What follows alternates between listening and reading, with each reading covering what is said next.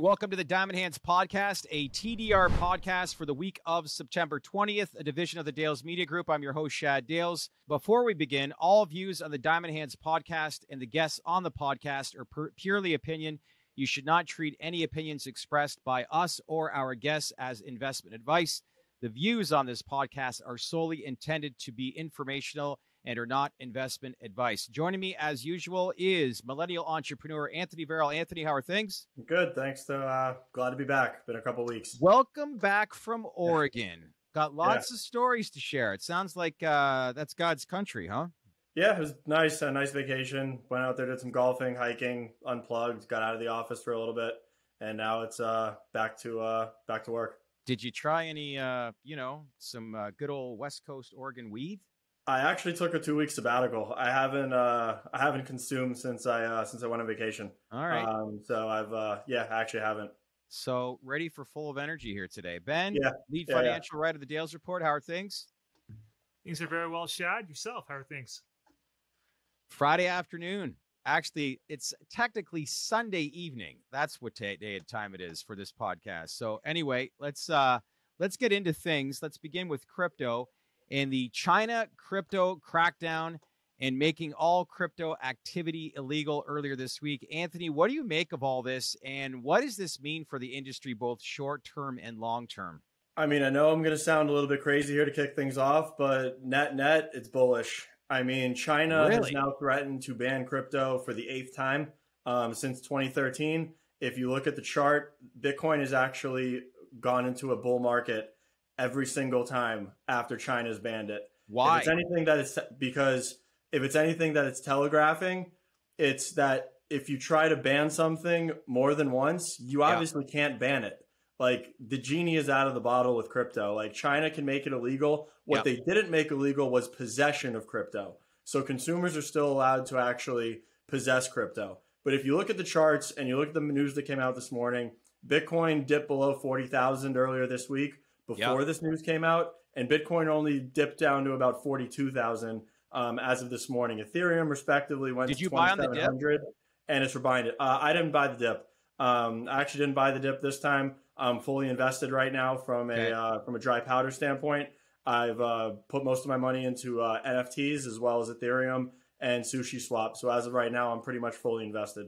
So this situation is amazing. If I could just cut in here, because 3 or 4 years ago, Anthony probably remembers this, but China had like 80% of the exchange traded volume on these assorted exchanges coming from mainland China, right? Yep. And then one night or one day, they just banned everything. They called crypto illegal, and then all those miners moved to other places throughout the world, jurisdictions. So what has happened here has been done before. For some reason, there's a concerted effort by China to not let, decentralized crypto to really take root.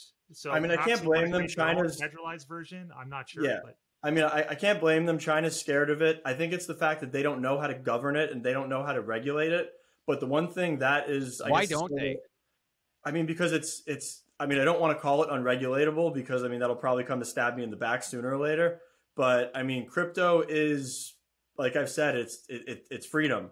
I mean, it's decentralized. It's not governed by any body. It's for the people. I mean, in a regime and in an environment like China, you really can't put a lid on it unless you were to simply batten down the hatches on the internet, which they've done. But still, people will find a way. Especially with this generation of investors, do you not think? Yeah, I mean, if anything, I feel like the younger generation in China, as well as the younger generation in the U.S., I mean, they're so ingrained in crypto and passionate about it that, I mean, it could cause what we saw with Occupy Wall Street back in 2008 with the actual, I mean, it probably won't happen being in totalitarian China. But, I mean, Bitcoin's not going anywhere. Crypto's not going anywhere. And, I mean, for all intents and purposes, a 10% dip on the morning of this news, like, it doesn't scare me at all. So what's this now mean? And this is a question for both of you, the landscape here in North America, especially knowing that the quote-unquote Fed coin amendment was slipped into the latest bill to Congress earlier this week. What are your thoughts, Ben? Well, I mean, one of the reasons why, like, I'm bullish on crypto, and I think it's going to be adopted. At least the non-shit coins are going to be adopted. one of the things that kind of has always scared me is the regulatory factor. Just because I've always found it very hard to believe that the federal bodies like the Federal Reserve are going to cede control to something that's truly decentralized and cede control of the monetary supply system that they have a monopoly over. But that said, I think there's going to be a place for the Bitcoins, the Ethereums, the non-shit coins, as I said. So I think it's going to be a back and forth of how that regulatory framework works. But at the end of the day, even if there is a sort of federalized crypto, which I guess is not really crypto per se in a decentralized sense, that there's going to be, both things are going to be adopted. The federalized crypto and the Bitcoins and Ethereums will still have its place. That's the way I do it. I mean, the only problem with, from a U.S. standpoint, the only problem with a body like the Fed going into a digital currency is, I mean, we're outlandishly expanding our monetary policy right now due to COVID, and we keep raising the debt ceiling, which is essentially funding one credit card with another credit card. And with crypto, all they have to do is just add a couple of zeros onto the ledger and it's expanded. It's not a function of printing money. It's not, they can be as inflationary and deflationary as possible. And by definition, the government being able to handle crypto is centralizing it to a degree. I mean, Joe Biden's appointee right now for the comptroller of the currency, which will be an appointed Fed position, has wrote a 20-page paper on how consumers should not be using traditional banks, how in theory they should be depositing their assets into the Federal Reserve. That would hyper-centralize U.S. monetary policy and put the consumer at mercy of the government. It just makes it doesn't make sense at all, and it goes against everything that crypto stands for. I mean, I think we're at a crossroads here, not to harp on this too much, but I mean, the way that countries are going to prosper and stimulate growth is embracing crypto and embracing blockchain. I mean, China's eating our lunch in artificial intelligence. They have been for the past decade. Yeah. I mean, the door's wide open to own crypto. And if we can and get it right, I mean, there's the sky's the limit if you really do go on the thesis that crypto is the next internet 2.0. Yeah. Shift the NFT space, and Twitter, who is now implementing a PFP tool to verify users' NFT avatar, which is driving the Twitterverse communities across the board. So first off, Anthony, for those, seems like everybody's talking about NFTs, but for those that are new to the industry, explain what all this means, what I just mentioned. Yeah, so I mean, PFPs are essentially a NFT that you can leverage as an avatar. It's kind of what millennials and I guess Gen Zs will call flexing. So I mean, anybody that's picked up like a Bored Ape, a CryptoPunk, a Meta Hero, I mean, it's kind of like your digital identifier. The thing is with anything that's web-based, you can obviously take a screenshot of it and easily put that JPEG into your profile picture. So what Twitter's doing right now is they're going to implement a mechanism that when you put that JPEG into your Twitter profile, it actually checks your Ethereum wallet that you are, in fact, the owner of that NFT and you have the rights. Because the great part about NFTs is unlike art, where the artist at the end of the day ultimately owns the rights to the IP, with NFTs, me being a holder of my ape, I own the IP. I can utilize it. I can use it for my own likeness. I can do with whatever I want with it. But I can't stop anybody else from Control-Shift-4, grab it, and then put it in their own profile picture. So I mean, Twitter's is like Twitter. People knock, but Twitter has facilitated the growth of the NFT community. Like NFTs live on Twitter. Like it's actually quite fascinating. Why do you think that is? Because it's a source of news. It's a source of up to the minute news. I mean, it's breaking news and it's very conversational in nature. And all of the VCs, fund guys, innovators, everybody from the tech space right now is kind of transitioning into crypto. Not only warming up to it from an investment perspective, but I mean, you're seeing a lot of people wanting to get into the crypto industry. And Twitter has become the centralized message board and place of conversation for NFTs. I mean, from what I've learned on NFTs in the past 2 months, I'd probably be willing to say 60% of it came off of Twitter, off of the people that I follow. It's wild. It's wild. Yeah. I want to switch to psychedelics. Market stabilized this week after dropping 5 straight sessions last week, but still not much excited to be about when looking at the technicals. But at least bulls can point to the market not following through on selling off after setting another closing week low on the Horizons ETF. So, Ben, much really to share or talk about at this point. Are there any concerns? No concerns. I think it's pretty much the status quo at this point. Volume still hasn't really sunk in, and that's because there's a lack of catalyzing news on an industry-wide basis, in my opinion. News cycles for individual companies continue to be very robust.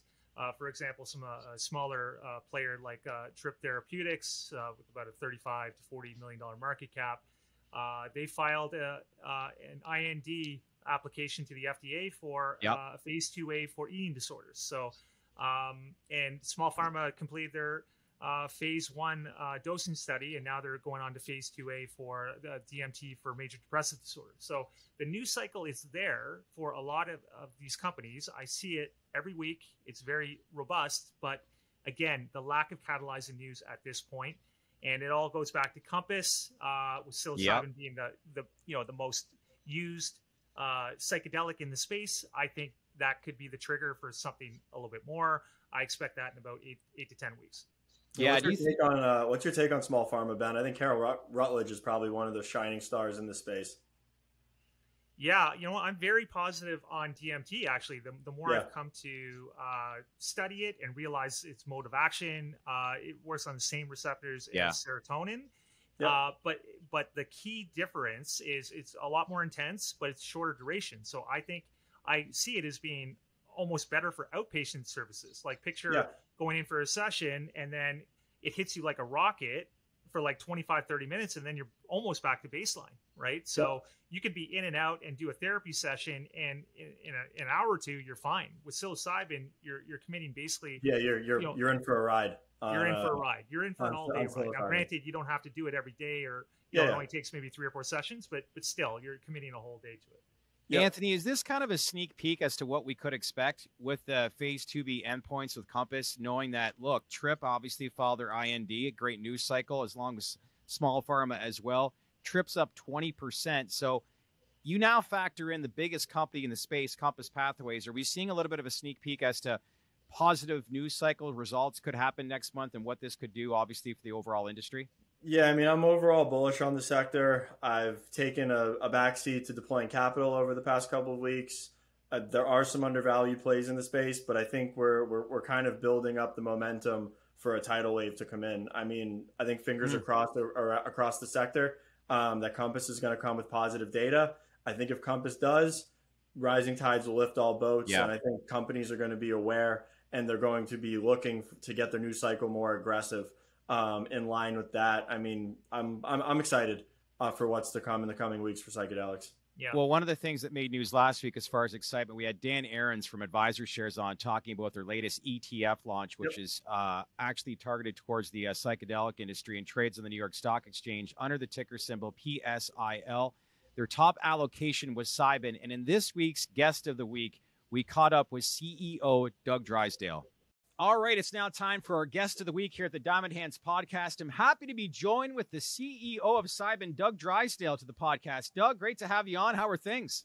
Going great, Chad. Good to see you guys again. Yeah, excellent. Tremendous growth, your company. I'm seeing like where we were 12 months ago, where we are today. You know, obviously the industry is still in the early stages from a pure stock performance perspective. But there's been a lot of growth with your story specifically in this industry. What's been, I guess, the morale around the company, and how much growth have you seen internally with your company, let's say, over the last 6 months? Well, I can say from when I joined a year ago to today, we've gone from 5 people to over 50 people. Yeah, and, wow. Yeah, it's huge. Obviously, that's a lot of hiring, a lot of integration, many new systems to go into place. But we've really expanded, the breadth and the depth of our capabilities, as you can see from all the programs that we're working on. Yeah, for sure. Well, wanted to have you on because last week, as we mentioned, AdvisorShares came up with their new ETF, ticker symbol PSIL, which trades on the New York Stock Exchange.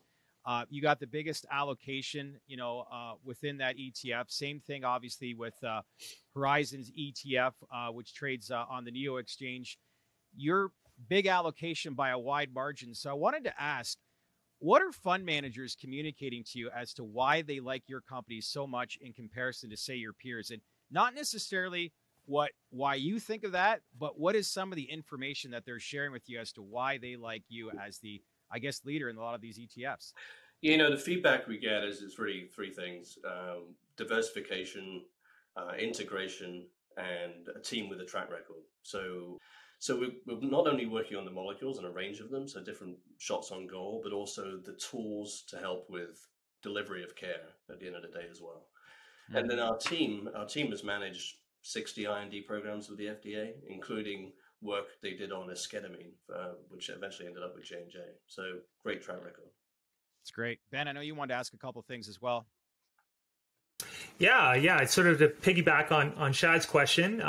You know, you're one of the few companies that are up year to date, and you're up a lot, about 45% so far, while most of the other your sector peers are kind of lagging or near the low end of their year to date sort of price range.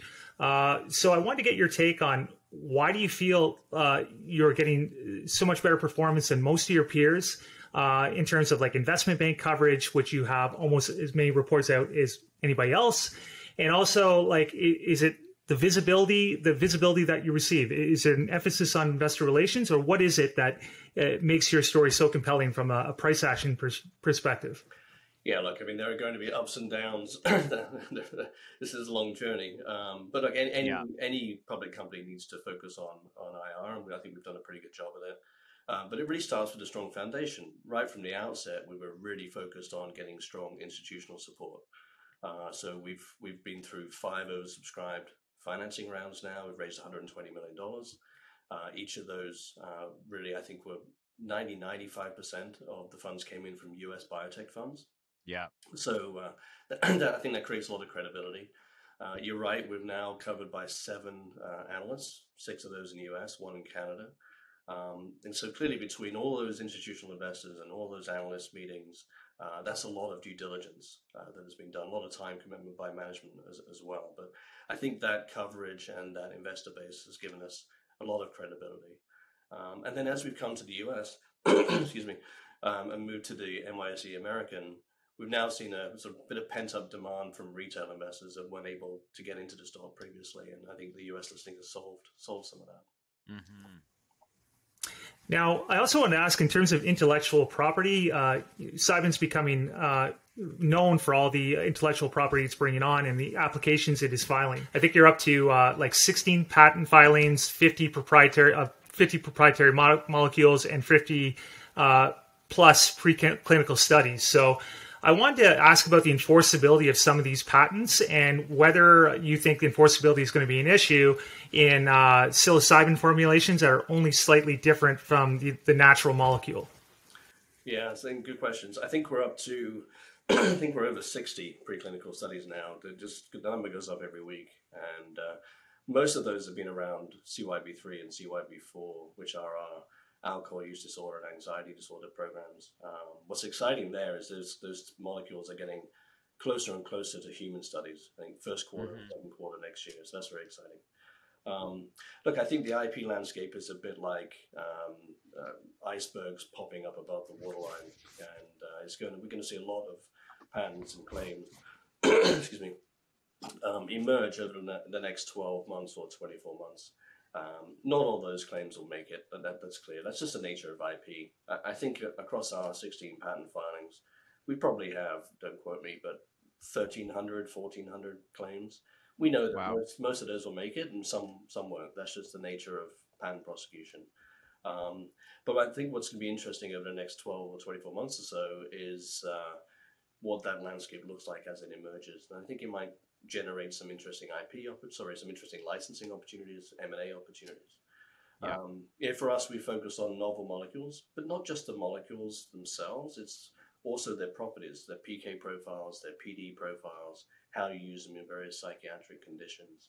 So we know that not all the claims will make it, so we're trying to cover this from multiple angles and make that IP mode as robust as we can. When I hear you talk about all these trials that are being conducted right now, I was talking to a doctor last week, and he was saying back in 2006, when he first got into this industry, there was on average 1 trial for the entire industry per year, Doug, per year. Like, think if that isn't any indication as to how much growth we've had. I don't know what is. Like, that's a big eye opener to say the least. But I've seen huge growth even from when I started covering this, even 18 months ago. But one of the things I also wanted to touch on as well is Compass Pathways. A compliment to obviously a peer of a company within the space. They have their phase 2B endpoints forecast to come out, at some point next month. Quite honestly, it could have a transformative effect for the psilocybin companies in the space. Should the results be good, how much growth do you anticipate this industry will have? Because there's a lot of people amongst the investment boards that are very much looking forward to this. And if that were to happen, they think this will be the next catalyst to take the overall industry to the next level. Do you agree with that? Yeah, I think this. I think a lot of people are looking for this study to be a catalyst. Compass seems to be running a very robust study, so I don't see any reason why we wouldn't see positive efficacy data. I think what will be interesting though is all the other elements of the study. What are the patient profiles look like? What are the effects of concomitant medications? I'm interested in particular about interpatient variability. Psilocybin is a prodrug, so when you give it orally, it undergoes liver metabolism. And we know from history, decades of drug development, that interpatient variability with liver metabolism is significant. So there could be some interpatient variability. We'll certainly be looking at this study with some interest as obviously we're getting ready for our own. Yeah, well, big news, I think, is on the horizon, I think, for the overall industry. Last thing I wanted to touch on was the presentation that you made last week at the H.C. Wainwright Global Investment Conference, which also hosted some of the top companies in the psychedelic sector. So I'd like to get an idea as to what kind of institutional interest the overall sector is starting to receive. What did you hear while you were there? It's not slowing down, that's for sure. We see new institutions almost every week, it seems, doing diligence and doing their work, getting to know the space. Look, we've seen some stock price up and downs, and the sector is still full of small cap companies that are easily manipulated, or they're certainly still a bit speculative. But when I think about the long-term view here, and you've got a total addressable market, if you look at all of the indications and conditions that psychedelics companies are targeting, that total market's what, $300 billion annually, something like that. Yeah. And the market caps of these public psychedelic companies is what, 10 billion? Right. So we've got a long way to go in terms of value creation. Yeah. I think that more mainstream institutions are starting to see that. You see that will happen eventually, though. I think so. Yeah. Anything else you want to add, Ben? Yeah, I was actually curious to get Doug's take on whether, we're seeing a lot of indications springing up in terms of the novel uses of psilocybin, and I think we're just scratching the surface. We're going to see more indications that are just, that are going to come out that people wouldn't even thought of. It goes way beyond just depressive disorders. So, do you think psilocybin is really best used for depressive disorders, or do you think it's, could be good for other indications like eating disorders or things where mental capacity is involved? It's an unusual space in that these molecules, not just psilocybin, but others too, seem to have a really broad utility. And that isn't often the case with pharmaceuticals. But these conditions, whether it's depression or anxiety or addictions or eating disorders, all have some kind of underlying commonality, some kind of underlying trauma or mindset that can be altered by these molecules. So anything that's caused by something like that, learned habits, or some kind of traumatic event, could potentially be treated by these. So yeah, we're just at the beginning, I think. Doug Drysdale, CEO of Cybin, which trades in the New York Stock Exchange. Appreciate you taking the time to catch in with us here today. Thank you, guys. Thanks, Doug. All right, let's now focus on cannabis, switching our attention to that. And it looks like the bear has awoken somewhat in reference to the inclusion of the safe banking to the National Defense Authorization Act, otherwise known as NDAA, which drove the price action earlier this week. It was unclear whether the amendment would be attached to the NDAA or be stripped before the House vote, but it was included.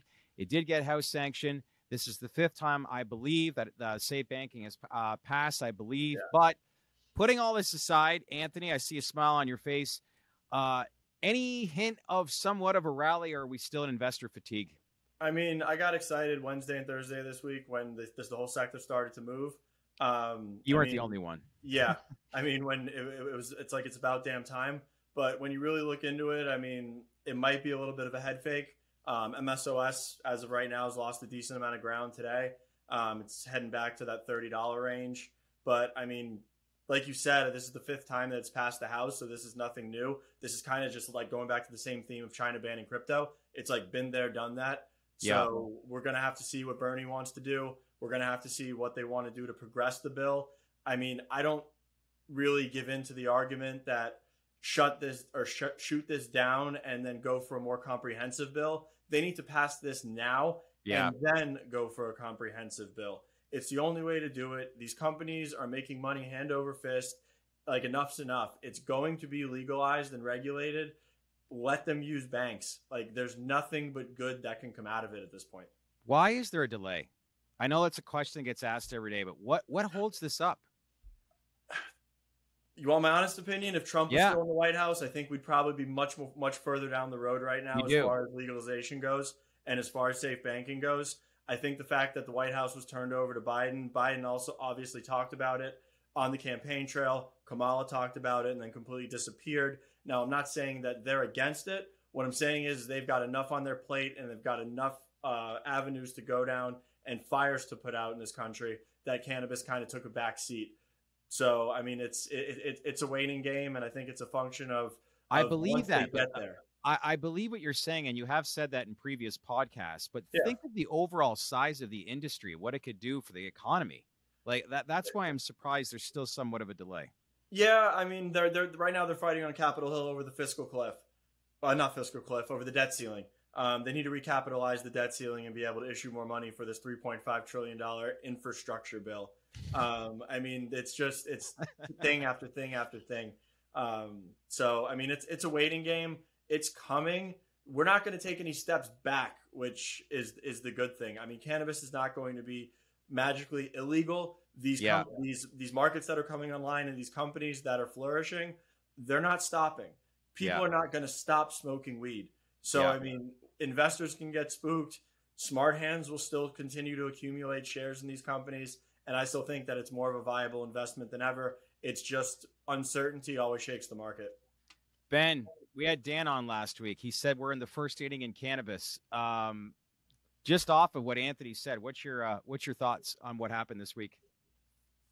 Yeah, I echo Anthony's thoughts. I mean, there was a pretty powerful rally off the inclusion in the NDAA bill when it was voted to as an amendment. It got through the House.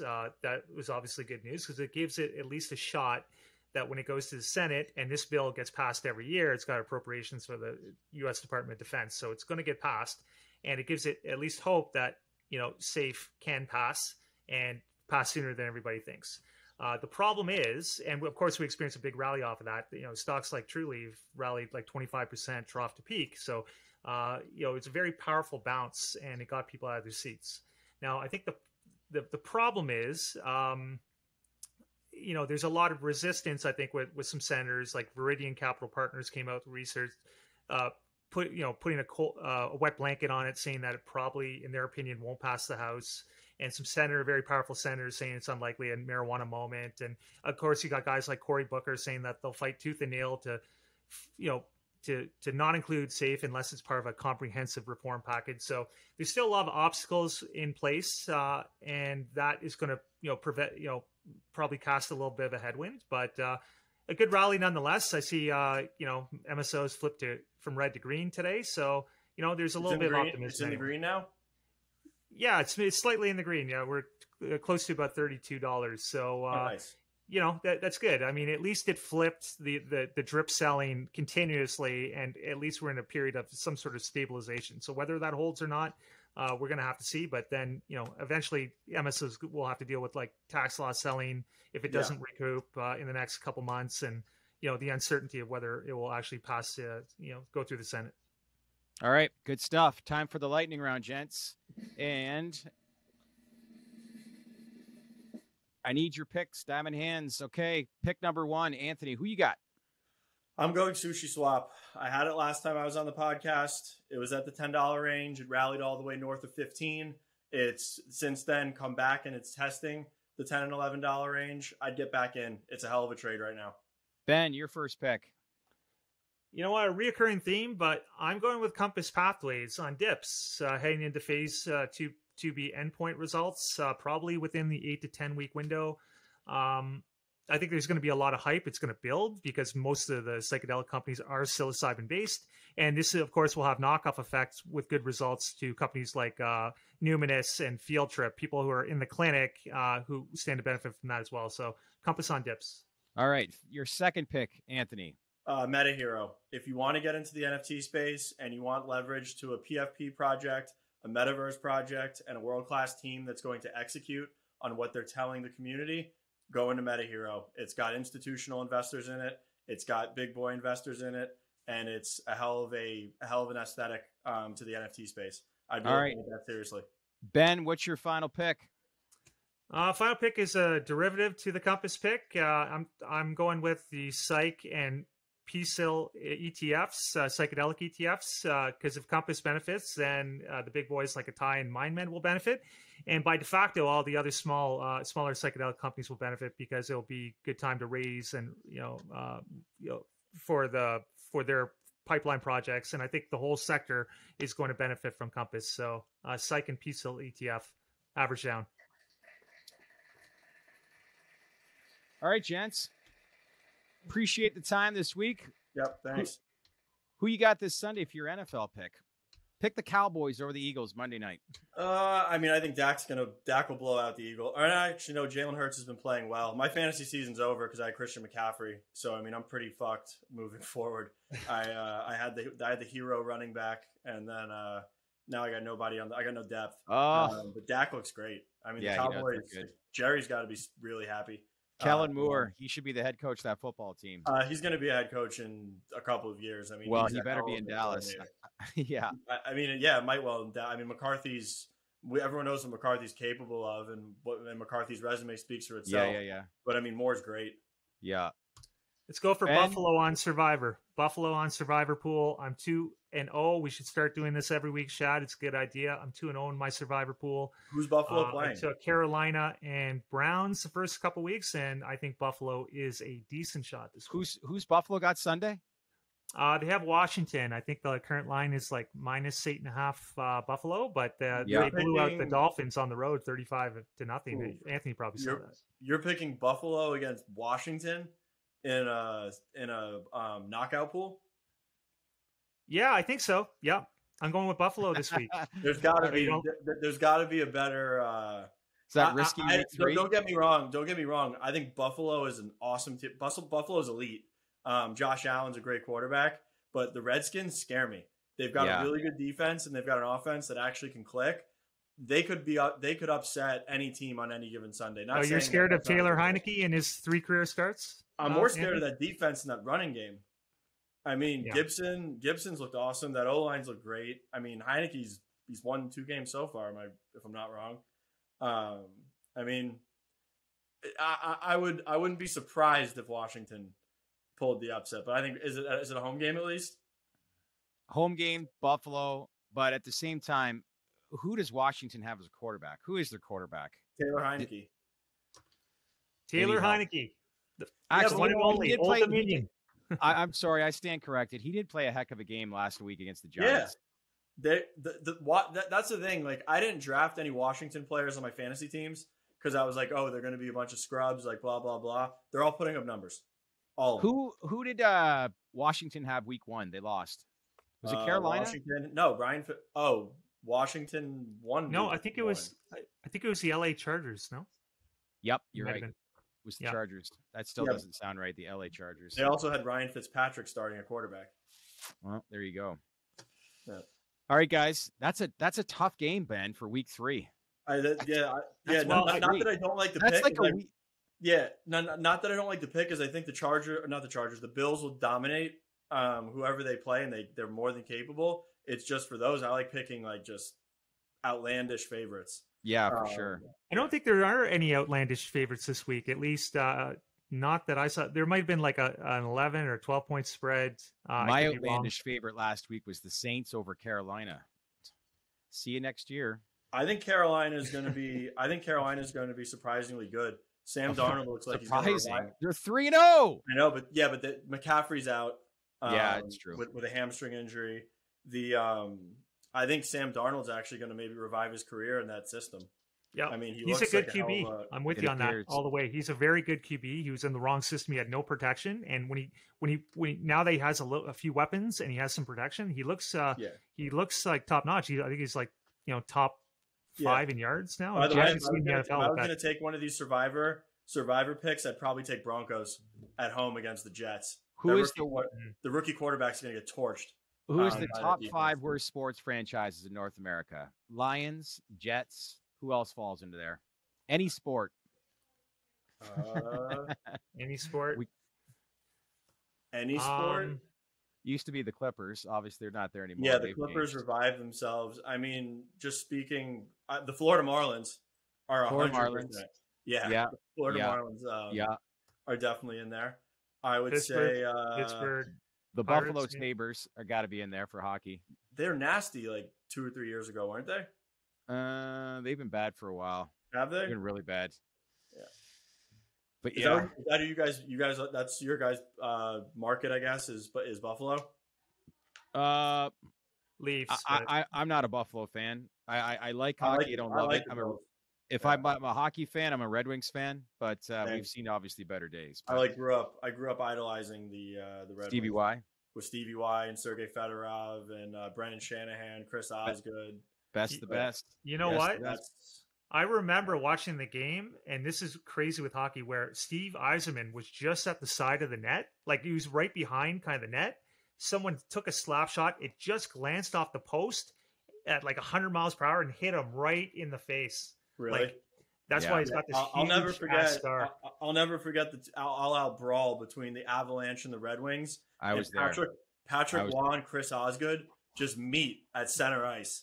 I was there. I remember that. Yeah, I did. March 26, 1997. It was a Wednesday night. Really?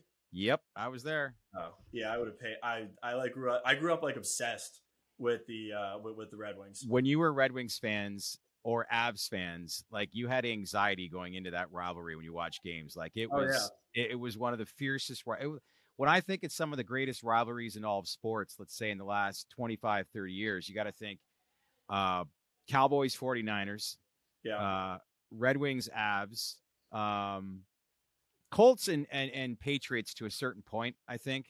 But obviously the Pats dominate a lot of that. But we don't see rivalries like we used to anymore. But man, when they're there, they're incredible, right? Yeah, that was a great rivalry. And I always hated the Avalanche because they absolutely whooped the Panthers in the 1996 World Cup. Yeah, it's more about it's not about teams anymore. It's about individual players, is it not? Yeah, I mean, look at Detroit and Indy when the Malice at the Palace happened. I mean, did you see that on Netflix? Yeah, it was great. Yeah, that was great. I mean, those teams hated each other, and that was also in basketball. You used to be able to beat the shit out of each other. I know. Think about that. Yeah, I can't imagine Michael Jordan in this era of basketball now. No, I can't. No. But imagine Dennis Rodman. He wouldn't be able to play. You think? He'd beat everybody up. I don't think he was necessarily a physical player. That guy was incredible at rebounding, for sure. Yeah. But I mean, if he was guarding you, I mean, he's physical. Yeah, the league it's never been better, more popular, but it turns me off. Like, I like to see a story like Milwaukee. They struggle, they win. A couple years ago when the Raptors won with Kawhi, they struggle, they win. When I see this stuff where you're shifting from one team to the next and building all-stars, I don't know. It defeats the purpose for me. Yeah, I mean, I guess, but my home team started that trend, so I'll own it. And we were the best. So I will there's nothing we'll better. Check out on that. All right, guys, appreciate it. We'll check in with you later this week, okay? Sounds good. Have a good weekend. All right. You too. Thanks, Ben. Bye. Goodbye.